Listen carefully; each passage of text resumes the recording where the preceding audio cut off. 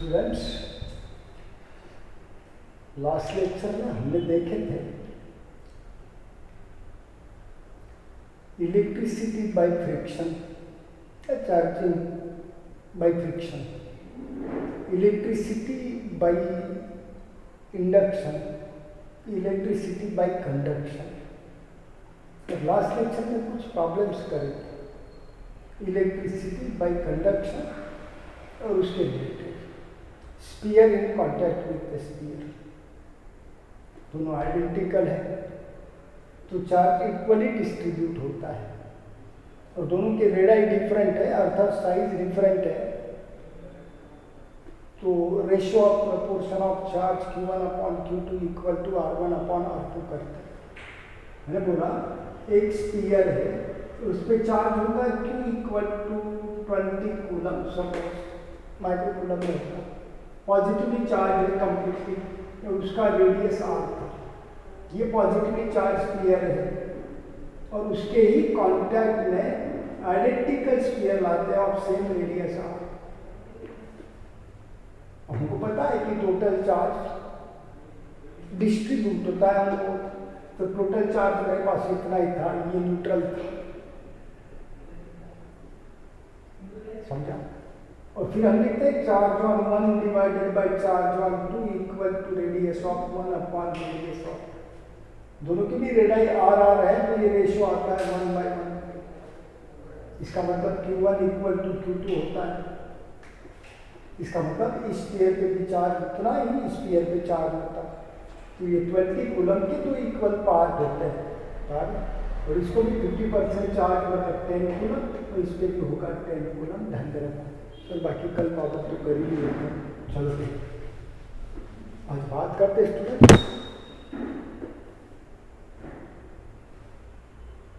Electricity by induction में। हमको पता है कोई न्यूट्रल कंडक्टर है, but conductor should be, conductor के अंदर भी पॉजिटिव निगेटिव चार्जेस होते हैं, हम सबको पता है, which are in random motion, कहना होता है random motion. Total negative equal to positive, no excess in charge, कोई एक्सेस नहीं होता, all positive and negative the balance in charge, तो नेट चार्ज इक्वल टू 0 आता है, तो आपका कंडक्टर इलेक्ट्रिकली न्यूट्रल होता है in the sense of charge. और इसके पास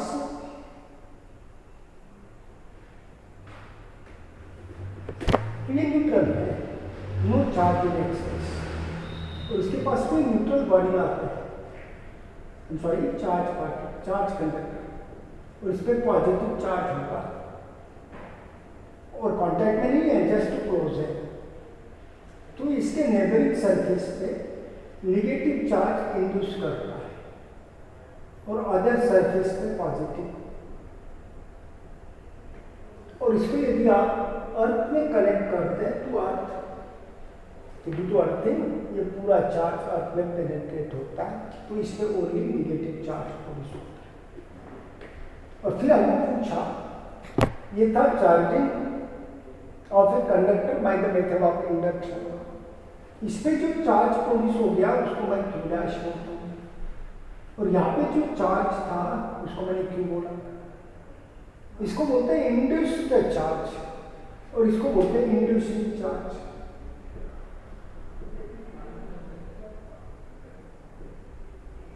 और ये होता है इंड्यूस्ड चार्ज।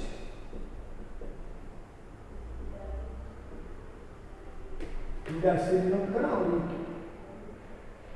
अब इनमें रिलेशन होता है induced charge Q dash equal to inducing charge in bracket 1 minus 1/k हो जाएगा, वर्टिकल बाय k। तो क्या होता है, ये जो सराउंडिंग मीडियम है directly constant of the medium, directly constant होता है मीडियम, बता दिया जाएगा जब हम परमिटिविटी में पढ़ते हैं तो उसका भी वैल्यू। और ये फार्मूला होता है टू कैलकुलेट इंड्यूस्ड चार्ज अब यहाँ पे पॉजिटिव चार्ज है तो इंड्यूस पे चार्ज नेगेटिव होगा, ये निगेटिव है तो ये पॉजिटिव होगा, तो यहाँ पे साइन लिखते हैं निगेटिव, मतलब यहाँ पे जो चार्ज प्रोड्यूस होता है जैसे इसके अपोजिट। समझ गया? ध्यान आएंगे कुछ प्रॉब्लम करते हैं। मेरे पास charge on the conductor equal to 50 coulomb था पॉजिटिव, और directly constant of the medium हमको दे रखा है 2, और हमको बोला find induce the charge when that charge conductor just close to the neutral conductor, to find induce the charge. तो induce the charge का formula Q dash equal to minus of Q2, ये चार्ज था minus of 50 coulomb, और bracket में होगा 1 minus 1 upon directly constant 2 given था, तो 1 minus 1/2 equal to 1/2 होता है, तो ये minus 50 into 1/2 that's equal to minus of 25. Induce the charge equal to minus 25 coulomb, मतलब चार्ज इंड्यूस हो गया 25 कूलम का, बट नेचर में निगेटिव होगा। और कई सारे प्रॉब्लम्स होते हैं, एक सिंपल सा फार्मूला है, सफिशिएंट है, आप कर सकते हैं। सपोज मैंने यहाँ पे निगेटिव चार्ज रखा और चार्ज था 100 कूलम, निगेटिव कितना भी हो सकता है चार्ज, आपको पता है, एग्जाम्पल दे रहा हूँ, और डायरेक्ट कांस्टेंट इक्वल टू 4 ले रखा है। इंड्यूस पे चार्ज फाइंड आउट करना है, तो इंड्यूस पे charge Q dash equal to minus Q का वैल्यू था 100, 1 माइनस 1/k का वैल्यू आपके पास था 4, तो ये हो गया माइनस 100, मेरे पास बराबर।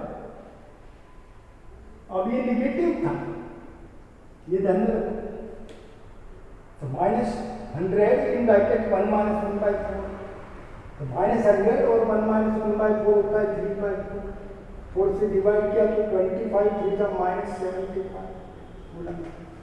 अब निगेटिव का मतलब होता है कि ये निगेटिव है, तो यहाँ पे निगेटिव चार्ज मतलब माइनस साइन में आ गया, मतलब उसके जैसा होगी, तो इस कंडक्टर पे पॉजिटिव चार्ज प्रोड्यूस होगा, और कितने कूलम का होगा 75। समझ गया? तो इससे एक रिलेशन भी हमको सामने पढ़ना है, इसका डायरेक्टिव बढ़ाया तो चार्ज स्टोर के बारे में क्या होता है वो भी देखना होता है, और अभी तो ये फार्मूला और एक दो प्रॉब्लम ध्यान में रखो। हम बात कर रहे हैं कूलम्स लॉ, हम जाते हैं इलेक्ट्रोस्टैटिक फोर्स।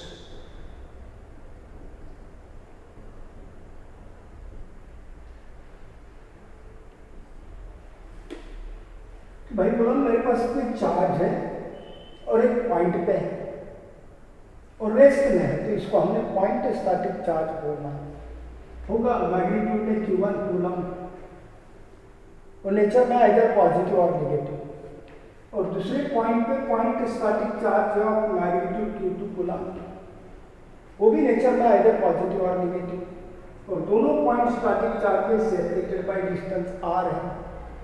अब भाई दोनों लाइक है तो एक दूसरे को रिपेल करें, पॉजिटिव पॉजिटिव, दोनों निगेटिव है तो एक दूसरे को आगे रिपेल करेंगे, और एक पॉजिटिव एक निगेटिव है मतलब डिसलाइक, तो एक दूसरे को अट्रैक्ट करते हैं। इसका मतलब इनके बीच में फोर्स ऑफ अट्रैक्शन और फोर्स ऑफ रिपल्शन होता है, और दैट फोर्स ऑफ अट्रैक्शन और force of repulsion between two point and static charges. ऐसा नहीं कि हमारे पास डिस्ट्रीब्यूटेड चार्ज है और यहाँ पे भी डिस्ट्रीब्यूटेड चार्ज होता है, ये भी एक दूसरे को अट्रैक्ट करते हैं, इनमें भी फोर्स ऑफ अट्रैक्शन है, बट वो आपका ये फोर्स नहीं होता, इनको कूलम्स लॉ एप्लीकेबल नहीं होता है। समझा? सिर्फ हमारे पास पॉइंट स्टैटिक चार्ज होनी चाहिए, रेस्ट में भी होनी चाहिए, और पॉइंट पे कॉन्सेंट्रेटेड एक्यूमुलेटेड होनी चाहिए। The charge, if accumulated at a point, called as a point charge, and if at rest, called as a static charge. तो ये point static, ये भी point static. Attract करेंगे या repel करेंगे, तो there is force between them, that one called as electrostatic force. The force of attraction or repulsion between two point and static charges is called as electrostatic force. And the magnitude of electrostatic force between these two point static charges is given by Coulomb's law.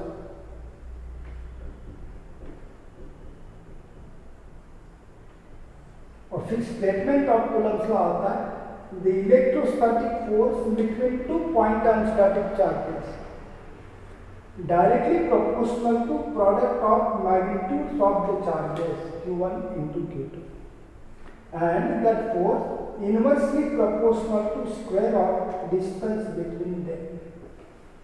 इनके बीच में का distance अगर double किया तो उसका square 4 times होता है. इसका मतलब force between this 4 times decrease होता है. डिस्टेंस 3 टाइम्स करो उसका स्क्वायर 9 टाइम्स होगा. इसका मतलब फोर्स का वैल्यू 9 टाइम्स डिक्रीज होता है. इसको ही बोलते हैं इनवर्स स्क्वायर लॉ. तो अभी तो कूलम्स लॉ का स्टेटमेंट आपके पास है. Electrostatic force is directly proportional to product of magnitudes of the charges and inversely proportional to square of distance between them. समझा? अब इसको कंबाइन किया. After combining F proportional to Q1 into Q2 था और inversely proportional to R square था. Therefore, F equal to some constant of proportionality Q1 Q2 upon R square. Clear? That constant of proportionality का value भी बताते हैं. और अभी तो इतना सुनो. एक कोई भी कांस्टेंट होगा और ये होता है electrostatic force between these 2 point static charge. ये पॉजिटिव है तो ये पॉजिटिव चार्ज इस पॉजिटिव चार्ज को रिपेल करेगा विद द फोर्स अर्थात सच वन मैग्नीट्यूड. और ये पॉजिटिव इसको भी उतने ही फोर्स से रिपेल करता है. और दोनों नेगेटिव है फिर भी रिपेल करेंगे बाय द सेम फोर्स.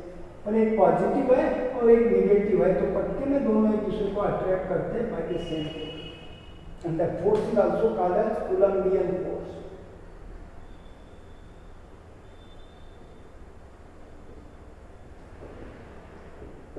सब कुछ बोलोगे कूलम्बियन फोर्स. तो what is mean by electrostatic force और coulombian force? The force of attraction और repulsion between 2 point and static charges is called as electrostatic force. Its magnitude is given by coulomb's law. Therefore called as coulombian force also. कभी कभी attractive भी होगा कभी कभी repulsive भी होगा depending on the nature of charges. Actually दोनों point charges में इंटरेक्शन हो रहा है और इंटरेक्शन का जो भी फोर्स होता है वो रियल फोर्स होता है. तो आपका electrostatic force is real force. अब भाई ऐसा नहीं कि ये चार्ज इस पॉइंट स्टैटिक चार्ज को along the line joining them repel करेगा और अट्रैक्ट करना है तो भी along the line joining them ही अट्रैक्ट करता है. तो इस फोर्स को बोलते हैं central force because it acts along the line joining this 2 point static charges. समझा? It is central force. और ये यूनिवर्स स्क्वायर लॉ ओबे करता है सबको ही पता है. कभी कभी अट्रैक्टिव होता है कभी कभी रिपल्सिव होता है depending on the nature of charges. ये होता है कूलम्स लॉ. अर्थात it gives the magnitude of electrostatic force. Direction की बात करते हैं. मेरे पास कोई चार्ज था Q1 कोई चार्ज था मैग्नीट्यूड Q2. सपोज दोनों भी पॉजिटिव है. अब इनमें डिस्टेंस ऑफ सेपरेशन R है. समझ गए? अब charge positive Q1 charge positive Q को रिपेल करेगा in this direction. It is the force experienced by second charge due to first. So that will be the force acting on second charge Q2 due to first Q1. और ये उसका direction है. और force vector quantity होती है तो ये हो गया force experienced by second charge due to 1. समझा? और ये होता है force experienced by first charge due to second और इसका डायरेक्शन इधर होगा. दोनों दो डिस्टेंट ऑब्जेक्ट पे एक्ट होते हैं. एक इस पे एक्ट हो रहा है एक इस पे एक्ट हो रहा है. दोनों डायरेक्शन में अपोजिट है और दोनों का मैग्नीट्यूड इक्वल होता है k times Q1 Q2 upon R square. तो दोनों इक्वल है एग्जैक्टली अपोजिट है एक्टिंग ऑन 2 डिस्टिंक्ट ऑब्जेक्ट्स है. दोनों अलग अलग चार्ज पे एक्ट होते हैं. तो ये Newton third law of action and reaction का केस होता है. It is the force of action and reaction, ध्यान में रखो। तो electrostatic force is the force of action and reaction. और आप कभी पढ़ोगे फर्स्ट फिजिक्स में, ये कंजर्वेटिव फोर्स होता है, electrostatic force is the conservative, मालूम हो जाएगा, डोंट वरी। तो अभी तो हम इलेक्ट्रोस्टैटिक फोर्स के बारे में पढ़ रहे हैं और इसके लिए हम वेक्टर फॉर्म भी लिखते हैं, और वेक्टर आप पढ़ चुके हैं, थोड़ा टाइम होगा, आप बता दूंगा। मैं बोला मेरे पास चार्ज है ऑफ मैग्नीट्यूड Q1, चार्ज है ऑफ मैग्नीट्यूड Q2, और दोनों में distance of separation equal to R। तो फोर्स ऑफ अट्रैक्शन और repulsion between 2 point static charges, that electrostatic force equal to K times Q1 Q2 upon R। ये form पहले ध्यान clear good.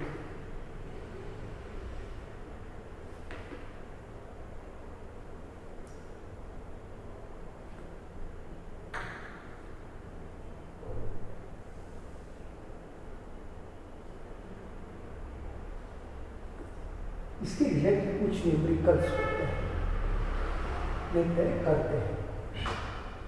अब ये K actually constant of proportionality था, ये भी ध्यान रखो। इसका क्या वैल्यू होता है और किसके टर्म में एक्सप्रेस करते हैं, उसके रिलेटेड भी प्रॉब्लम आते हैं। अभी तो K में टॉप करते हैं, जबकि कांस्टेंट है, और इस K का वैल्यू सराउंडिंग मीडियम पे डिपेंड करता है।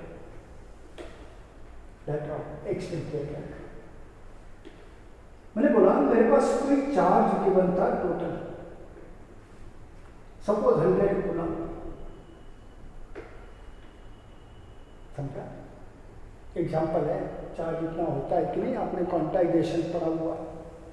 Charge always exist in the form of integral multiple of charge on electron Q equal to n into, मतलब 1.6 इंटू 10 टू द पावर -19 के मल्टीपल में ही एग्जिस्ट होता है।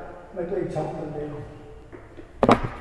और इतने कूलम का चार्ज कहीं पे स्टोर था, इसको 2 पार्ट में डिवाइड किया।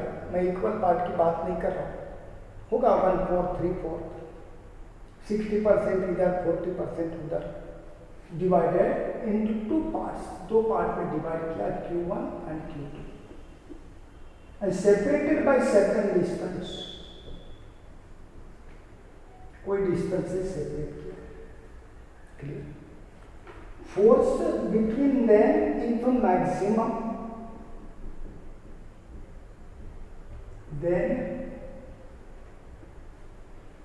Ratio of Q1 with Q2 equal to, छोटा सा प्रॉब्लम ध्यान में आना चाहिए।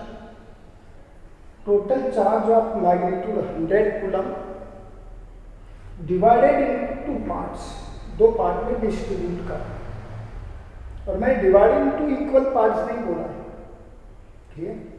सिर्फ 2 पार्ट में डिवाइड किया हुआ है, and separated by certain distance. उसका एक पार्ट यहाँ पे रखा, एक पार्ट यहाँ पे रखा, दोनों में कुछ डिस्टेंस होगा। अब एक तो एक ही चार्ज पॉजिटिव था, उसके 2 पार्ट है, ये भी पॉजिटिव, ये भी पॉजिटिव है, एक दूसरे को रिपेल करेंगे बाय द। और फोर्स बिटवीन देम, मतलब फोर्स ऑफ रिपल्शन ही होगा, फोर्स मैक्सिमम है। Then the ratio Q1 upon Q2 find out करना है, क्लियर? हमको मालूम है force equal to K times Q1 Q2 upon R²। मैंने बोला K तो मीडियम पे डिपेंड करता है, कांस्टेंट ऑफ प्रोपोर्शनैलिटी। पहले भी मीडियम वही था, अभी भी मीडियम वही है, तो K तो कांस्टेंट ही रहा होगा, समझा? सेपरेटेड बाय डिस्टेंस तो R भी कांस्टेंट है, तो आपका force directly proportional to product of magnitude of the charges. अब फोर्स टू बी मैक्सिमम, ये प्रोडक्ट मैक्सिमम आना चाहिए। और हमको मालूम है 2 नंबर का प्रोडक्ट मैक्सिमम कब होता है, अगर वो किसी नंबर के 2 पार्ट होते हैं। तो हमको पता है, हमने 100 के 2 पार्ट करे फॉर एग्जांपल, तो आपको मालूम है उसके पार्ट, या फिर 10 के 2 पार्ट करो, 10 है और 10 के मैं 2 पार्ट करता हूँ, 1 9 होगा, 2 8 होगा, 3 7 होगा, 4 6 होगा, 5 5 होगा। दोबारा 4 6 तो कर ही चुका है। इनका प्रोडक्ट ले लो तो 9 आता है, इनका प्रोडक्ट 2 8 जा 16 आता है, इनका प्रोडक्ट 21 आता है, इनका प्रोडक्ट 24 आता है, इनका प्रोडक्ट कितना आता है 24। मतलब किसी नंबर के दो आइडेंटिकल पार्ट करोगे तो उनका प्रोडक्ट मैक्सिमम आता है। तो किसी चार्ज के मैंने दो पार्ट करे हैं और फोर्स मैक्सिमम होने के लिए इन दोनों पार्ट का प्रोडक्ट मैक्सिमम होना चाहिए। तो for force to be maximum, product Q1 Q2 maximum, and for product Q1 Q2 to be maximum, Q1 equal to Q2 आना चाहिए। एंड देयरफॉर आपके प्रॉब्लम का आंसर होगा Q1 अपॉन Q2 दोनों इक्वल है तो रेशियो कितना आएगा 1:1 मतलब 1। और ये होता है फाइनेंशियल वैल्यू। और ये तो मैथमेटिकल आपको पता भी है और इसको डेरिवेटिव का भी एक फंडामेंटल अप्लाई करते हैं। ठीक है,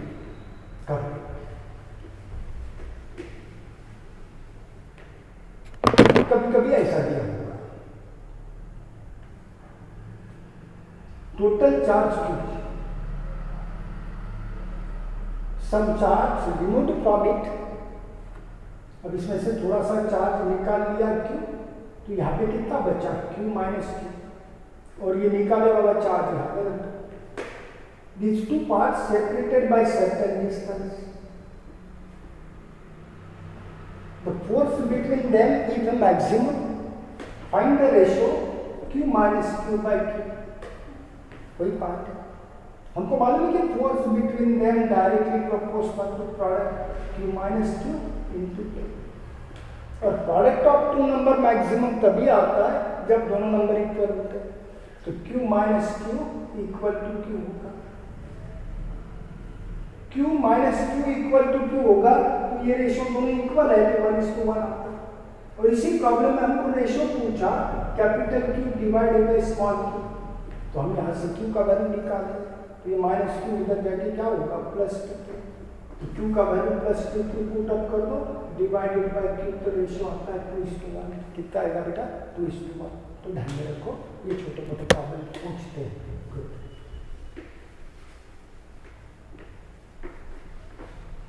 ये तो था electrostatic force between two point static charges, अर्थात कूलम्बियन फोर्स भी बोलते हैं। और कई सारे प्रॉब्लम्स होते हैं रिलेटेड। चलते हैं कुछ न्यूमेरिकल्स। मेरे पास से एक इक्विलैटरल ट्रायंगल है, ईच ऑफ साइड होगा L 2 मीटर से, इतना तो होता नहीं 2 सेंटीमीटर। अभी लेते हैं सिंपली L, ये भी L है, ये भी।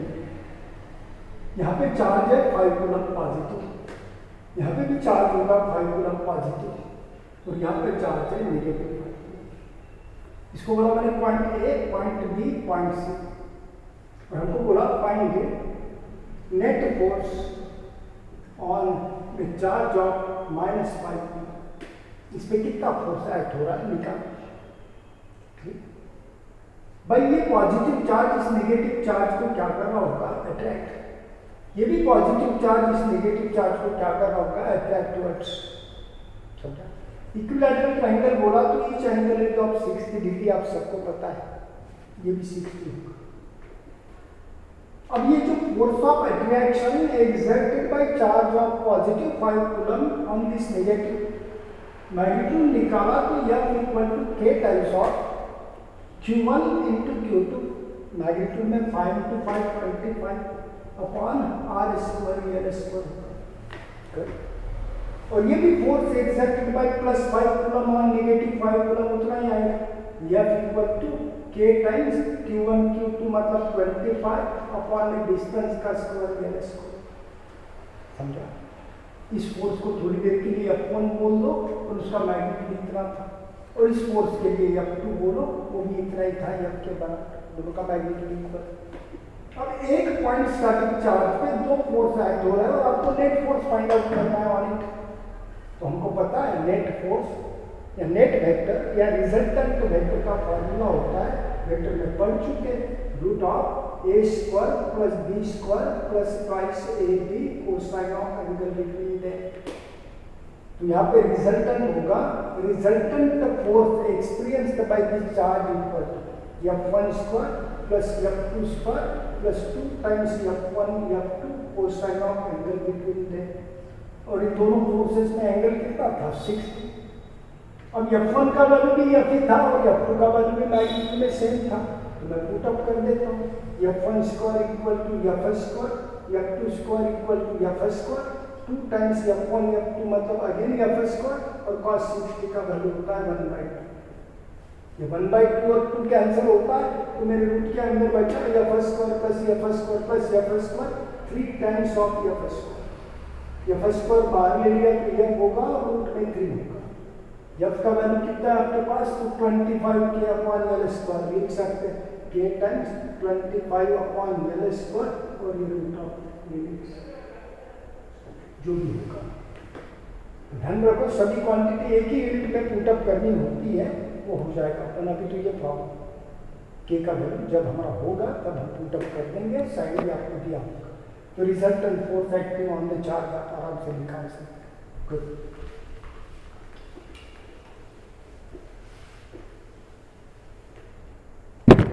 ऐसा ही प्रॉब्लम था, स्क्वायर है मेरे पास, उसका length of each side equal to L दे रखा है। हर एक कॉर्नर पे मैंने पॉजिटिव 5 कूलम का चार्ज रखा हुआ है।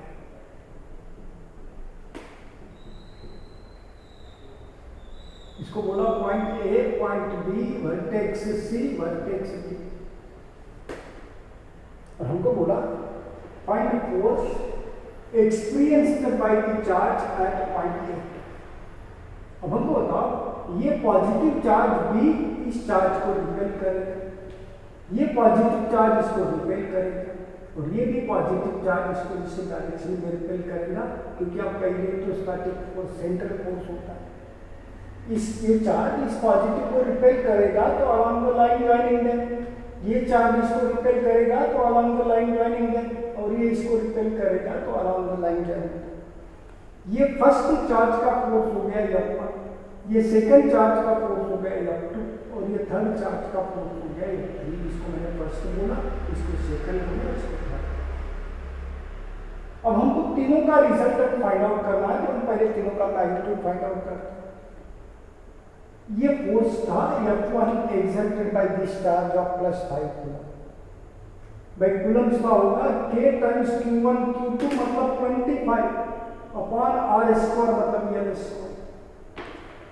ये होगा again q1 q2 k times upon L square, ये भी उतना ही होगा k times 25 upon L square. और इसका जो फोर्स होगा k times q1 q2 upon distance d square. और हमको मालूम है डायगोनल ऑफ स्क्वायर कितना आएगा L/2। ये अगर साइड L है तो ये L/2 आता है पाइथागोरस। तो इसका मैग्नीट्यूड होगा F3 equal to k times बोलिएगा कितना q1 इंटू q2 मतलब 25 और अपॉन डिस्टेंस d स्क्वायर तो L/2 का स्क्वायर आएगा 2L स्क्वायर। अब तीनों का रिजल्ट फाइंड आउट करना है, तो ये जो चार्ज था +5 कूलम का एट पॉइंट पे, इस पे एक फोर्स इधर ऐड हो रहा है, एक फोर्स इधर ऐड हो रहा है 9 to 7। इसको आपने F1 बोला, इसको F2 बोला और इधर ऐड हुआ था F3। उन दोनों में एंगल 90 है क्योंकि आपका स्क्वायर था। क्लियर? अब ये 90 होगा तो ये भी 45, ये भी 45। खैर आप इनके कंपोनेंट ले सकते हैं in the direction of F3। इसका भी कंपोनेंट इस डायरेक्शन में ले लो, इसका भी कंपोनेंट इस डायरेक्शन में ले लो। मतलब इसको रिजॉल्व करना होगा, इसको भी रिजॉल्व करना होगा इनटू परपेंडिकुलर पाथ, या फिर पहले F1 F2 का रिजल्टेंट निकालना और उनका रिजल्टेंट इसी डायरेक्शन में आएगा F3 के। फिर F3 के डायरेक्शन में F3 तो था ही और इन दोनों का रिजल्टेंट भी उसी डायरेक्शन में आता है। आप पे डिपेंड, आप कैसा भी करो। समझा? मैंने क्या करा, पॉइंट 1 था और इस पे एक फोर्स एक्ट हो रहा है F2, इधर एक्ट हो रहा था F3 और इधर एक्ट हो रहा है F1। ये एंगल 45 था, ये भी 45 था। F2 का एक कंपोनेंट इधर ले गए और एक कंपोनेंट परपेंडिकुलर ले गए। F1 का एक कंपोनेंट इधर आएगा और एक कंपोनेंट परपेंडिकुलर आएगा। F1 F2 सेम थे तो ये कंपोनेंट एक दूसरे को बैलेंस करते, ओनली ये दोनों कंपोनेंट और ये F3 ऐड कर दो, रिजल्टेंट मिलेगा। और मैं दूसरा मेथड भी अप्लाई कर सकता हूँ। मैंने क्या करा, पहले F1 F2 का रिजल्टेंट निकाल, तो आपको मालूम है रिजल्टेंट ऑफ टू वेक्टर मतलब एडिशन ऑफ टू वेक्टर, ये F1 हो गया, ये F2 हो गया, और addition of two vectors along two sides of a parallelogram is a vector along the diagonal of a parallelogram होता है, तो इन दोनों का रिजल्टेंट इसी डायरेक्शन में आएगा, ये भी ध्यान देना। तो resultant of this to F1 F2 और F3 का डायरेक्शन एक ही होगा, और एक ही डायरेक्शन के दो वेक्टर है तो आपका रिजल्टेंट डायरेक्ट एडिशन से निकाल सकते हैं।